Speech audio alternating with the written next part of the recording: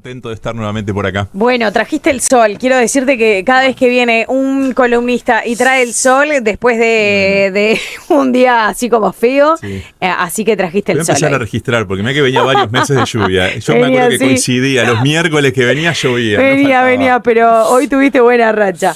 Bueno, Javi, vamos a hablar en esta ocasión, en esta nueva columna, de algo que en otras ocasiones hemos abordado desde aquí, desde Así Nos Va, y es el estado de situación de los centros penitenciarios, la reclusión, pero la reclusión y sus efectos colaterales en este caso, ¿no? Que es a lo que vos te vas a dedicar a conversar, a poner en reflexión, y es cómo se lidia, ¿no? Por parte de niños, niñas y adolescentes con el sistema penitenciario y sus familias y ese entorno cuando alguien ha llegado a ellos, ¿no? Termina allí, ¿no? Por una circunstancia de la vida, por haber cometido un delito, termina preso, termina recluido. Y bueno, y en pos de no perder ese vínculo familiar, ese niño, esa niña o ese adolescente, bueno, ingresa, ¿no? A ese mundo que uno podría pensar, bueno, a priori deberían estar alejados, ¿no? Pero Tal bueno, cual. pero allí están. Tal cual.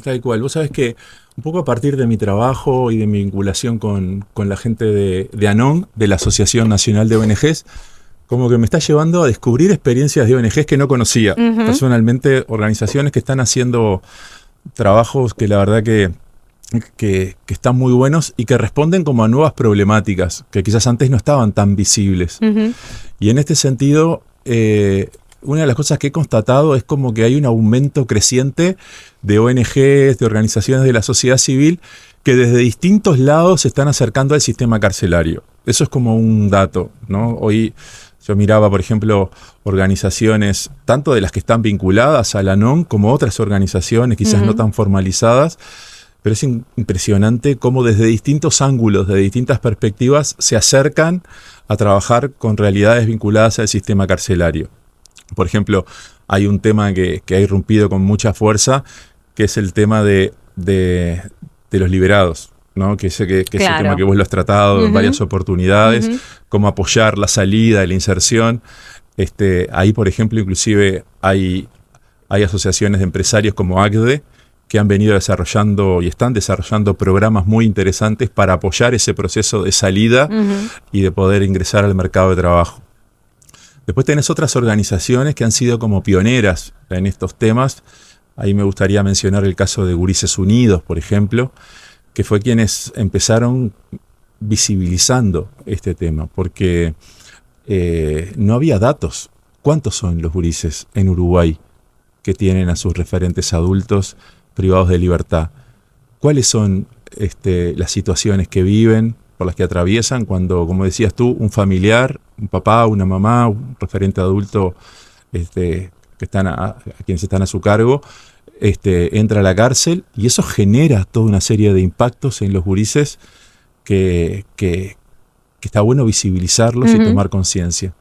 Y ahí quisiera mencionar el caso de gurises porque ellos fueron los que en el 2010 empezaron con esta idea de poner el tema arriba de la mesa, tratar de hacer como algunos trabajos de investigación, generar datos.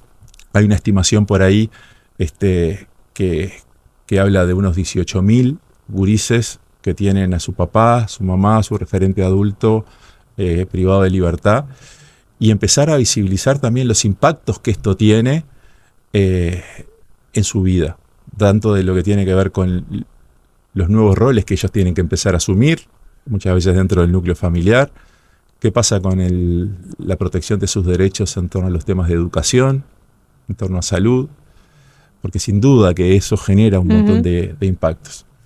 Y bueno, y en esto de acercarme a organizaciones y de querer conocer, conocí a una organización que la verdad que me pareció que valía la pena que todos conociéramos, que es una organización que se llama Familias Presentes, básicamente formada por familiares de personas privadas de libertad que se han nucleado con la idea de poder aportar desde un lugar constructivo y tratando de sumar y de visibilizar las realidades que viven, en primer lugar, las personas privadas de libertad, pero también las familias. Y cuando hablamos de las familias, sin duda que un elemento central es el de los hijos, hijas de estas personas. Y en ese sentido, quería invitar a que tengamos una conversación, un intercambio con Carolina Doglio, que es integrante de esta organización, que bueno, que la verdad que le pone muchas ganas, muy comprometida con esta realidad, y creo que mejor que poderles contar yo, que ella nos pueda contar de primera mano cuál es la realidad que viven. Bueno, Javier, la tenemos en línea a Carolina Doglio de esta ONG Familias Presentes, ¿no? Como tú hacías referencia. Carolina, bienvenida, un gusto. ¿Cómo estás? Hola, buenos días a todos y a todas. Bueno, muchas gracias por recibirme y por este espacio. Creo que siempre es importante poder visibilizar lo que venimos haciendo las organizaciones de la sociedad civil y bueno, y en este caso familias, así que gracias por el espacio. Carolina, tú llegaste a esta organización producto de una historia tuya, además también personal, ¿no? Con la temática. Yo soy familiar, sí, por eso llegué a Familias Presentes. En realidad, nada, me sucedió lo que les pasa a la mayoría de los familiares, que cuando nos enfrentamos a un sistema desconocido y donde no hay información, donde, bueno, no sabemos cómo manejarnos, porque empieza a ser como un universo nuevo a explorar, nada, te encontrás muy solo y en realidad, bueno, esto es parte de un problema social que nos implica a todos, más allá de tener un familiar detenido o no. Y bueno, y así sí fue como llegué a Familias Presentes. Yo llegué a través de una red internacional de mujeres familiares, porque en realidad no tenía conocimiento de la asociación, que ya venía hacía como un año funcionando más o menos. Y bueno, a través de esta red virtualmente logré contactar a las compañeras de acá, y bueno, y ahí me acerqué y bueno, y desde ahí no me fui más, me quedé ahí. Bueno, una de las cosas, Carolina, que conversábamos con Javier fuera de micrófonos es con qué necesidades, ¿no? Se enfrentan en primer lugar los familiares, porque lógicamente que es una situación que para la persona que termina recluido, bueno, sabe que el momento de delinquir puede tener ese final, ¿no? De terminar en un centro de reclusión.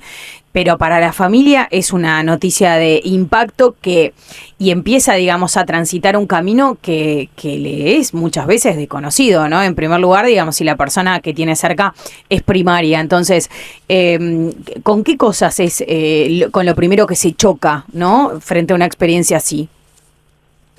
Bueno, primero esta cuestión, ¿no? De que siempre se piensa que nosotros como familiares somos los efectos colaterales, digamos, de la cárcel o de nuestros familiares presos. O sea, la forma y la mirada que hay es tan individual que se basa como en esto de, bueno, pensamos en números, ¿no? En cifras frías, cantidad de personas que tenemos privadas de libertad.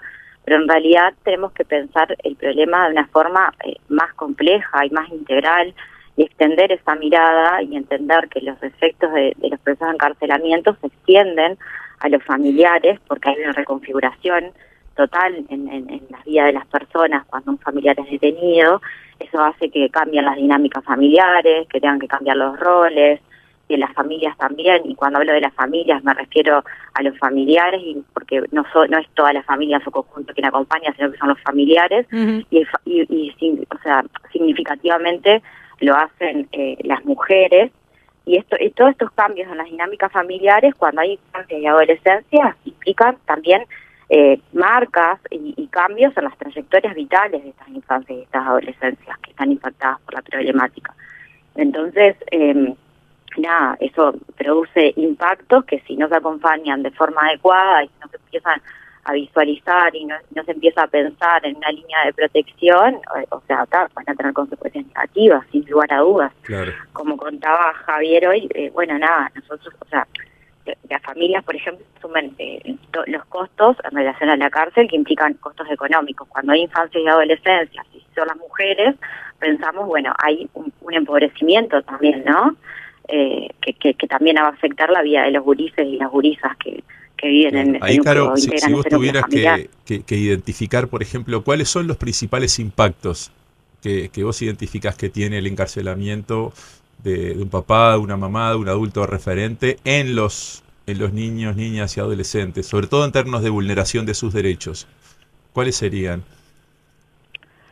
Y en realidad es muy amplio, o sea, porque, a ver, hay impactos que tienen que ver con lo emocional, o sea, en esto que decía, las afectaciones que hay en relación a los costos económicos, o sea, en la vida, digo, en esta reconfiguración que se da, digamos, bueno, el empobrecimiento de las familias, por un lado, porque tenemos que asumir los costos, eso repercute directamente en las infancias y la adolescencia. Hay costos emocionales, porque bueno, empezar a transitar esto, ya sea porque va al gurí o no va a la cárcel, pero la cárcel de alguna manera, nosotros siempre lo decimos, se traslada como al living de tu casa. Claro. Entonces todo también empieza a girar un poco en torno a eso, y hay impactos emocionales directos, hay impactos en la salud, porque bueno, si nosotros pensamos en las condiciones deplorables que están los centros penitenciarios, cuando los gurises van y cuando los familiares vamos a las cárceles, bueno, estamos expuestos también a contraer infecciones, yo qué sé, bueno, a esta cuestión de transitar lugares que son insalubres, ¿no? Y bueno, y los impactos sociales que tienen que ver con el estigma social, con el miedo a contarlo, que nadie sepa, o bueno, esos son los impactos como más a grandes rasgos, ¿no? Claro, claro. Después habrán otros que también serán particulares y dependerán de cada situación, pero Claro. pero bueno, hay una situación de desprotección. Claro. ¿Y qué pasa, por ejemplo, con el derecho a la educación? Digamos, muchas veces el hecho de pasar a tener a su papá o su mamá en situación de privación de libertad puede afectar el derecho de ese niño o niña a seguir su trayectoria educativa también, ¿no?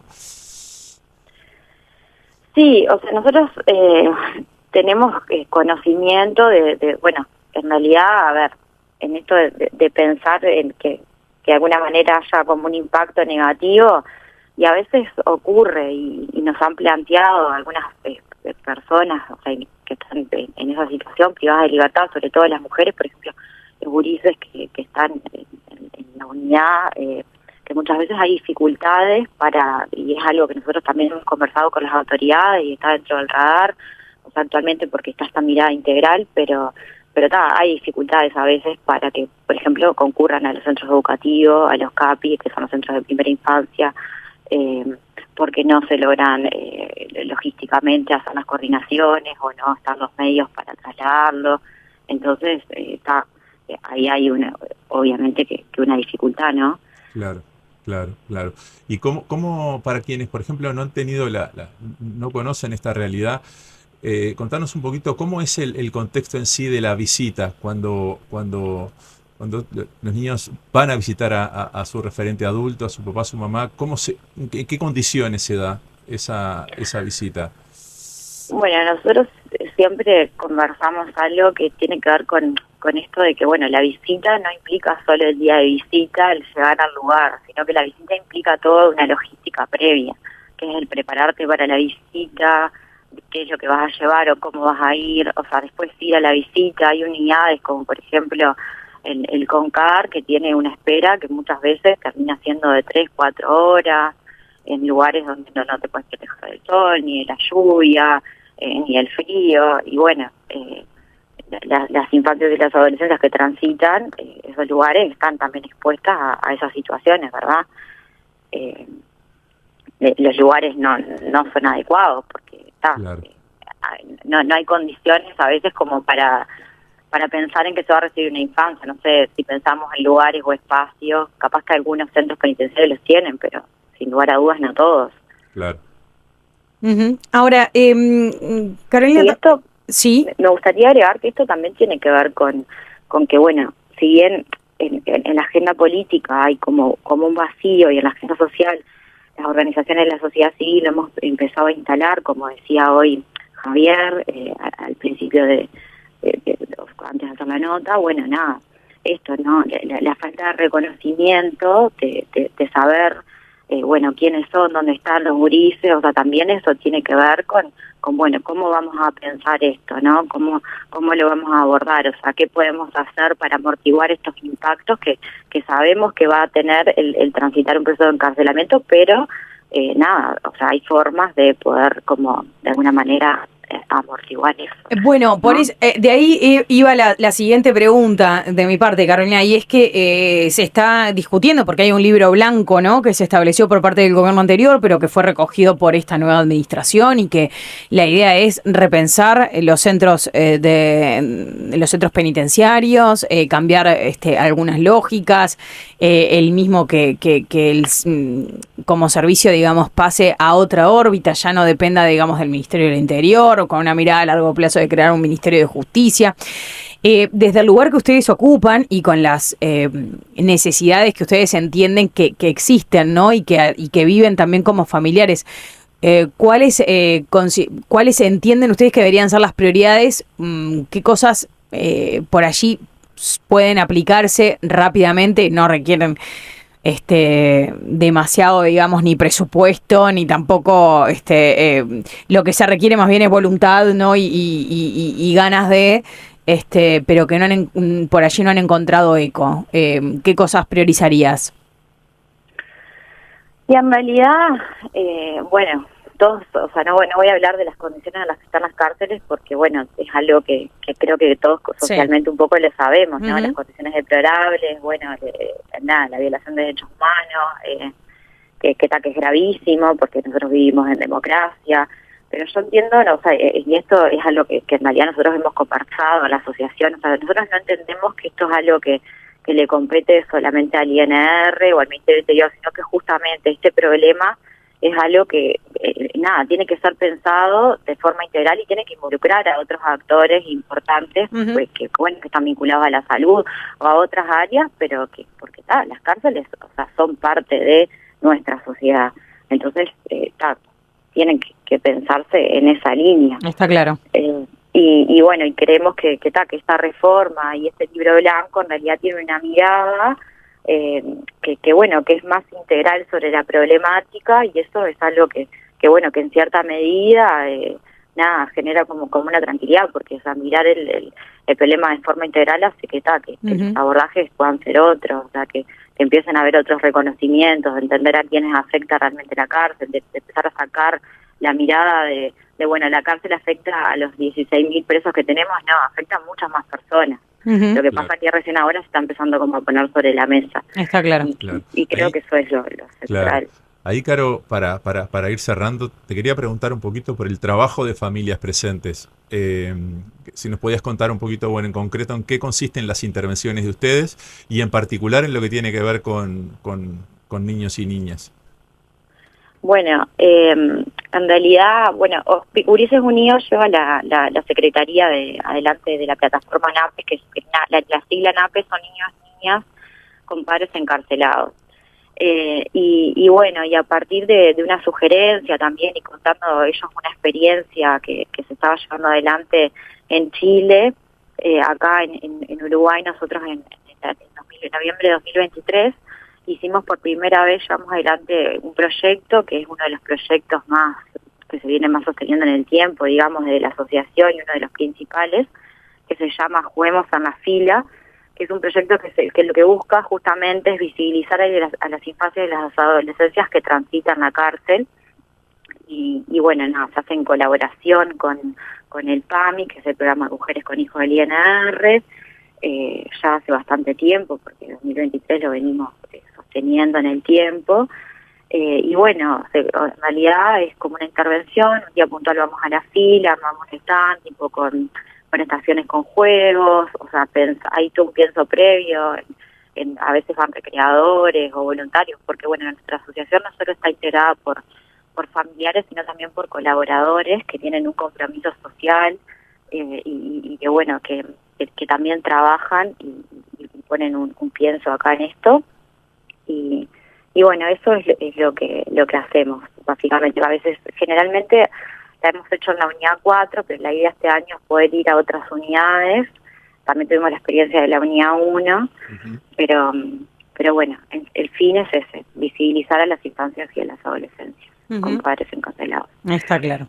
Buenísimo, Caro. La verdad que felicitarlos por el trabajo que hacen y agradecerte un montón por este ratito, que la verdad que nos viene muy bien para conocer una realidad que muchas veces nos resulta un poco ajena, ¿no? Ni que hablar. Carolina, un gusto, gracias y seguramente Bueno. volveremos a conversar sobre este asunto, ¿no? Y los aspectos que hacen en particular, ¿no? A los familiares de personas que están recluidas en distintos centros penitenciarios en el país, porque va a ser un tema de discusión a lo largo de este año. Así que fue un verdadero gusto. Gracias. Bueno, muchísimas gracias. Gracias por el espacio. Que tengan. Bueno, Javi, y gracias a vos. Vamos a seguir abordando, ¿no? Este tema. No ha sido un enfoque que haya estado presente, ¿no? Por parte de las autoridades, ni de gobierno de las que se fueron, ni de los que van a entrar, porque han estado enfocados en otros asuntos, ¿no? Sí. En materia, como vos decías al comienzo, en tal vez por allí la infraestructura, las capacitaciones que se tienen que hacer para volver a reinsertar a esas personas, pero sin lugar a dudas, esto hace al entorno, ¿no? Al resto de las familias. Estamos hablando de 15.000 reclusos, 15.000 privados de libertad en todo el país, y la cifra de su entorno, y de su entorno que vos hablabas al comienzo, ¿no? 18.000 personas más, o sea que imagínense, son miles y miles quienes terminan estando de alguna manera involucrados de forma directa o indirecta, pero muy cercana con los centros de reclusión, ¿no? Con el sistema penitenciario en su conjunto. Para que veas la vigencia que está teniendo este tema, leí una nota, si mal no recuerdo, de la Suprema Corte de Justicia con una instrucción de que cuando hay algún tipo de procesamiento que está implicado niños, niñas y adolescentes, hay que notificar al INAU o hay que notificar al MIDES, porque no puede pasar que quede una laguna ahí en donde tú, a una persona pasa a estar privada de libertad y nadie se pregunta qué pasa con los gurises. Entonces, como que tiene que estar presente en el proceso, más allá del derecho penal, también entender de que si hay menores a cargo, hay ámbitos del Estado que tienen que asumir esa responsabilidad. Que tienen que actuar. Creo que, ahora no recuerdo la nota exactamente, pero planteaba como a los juzgados de familia, hay que derivar esto a los juzgados de familia para que se hagan cargo de esta situación. Está claro.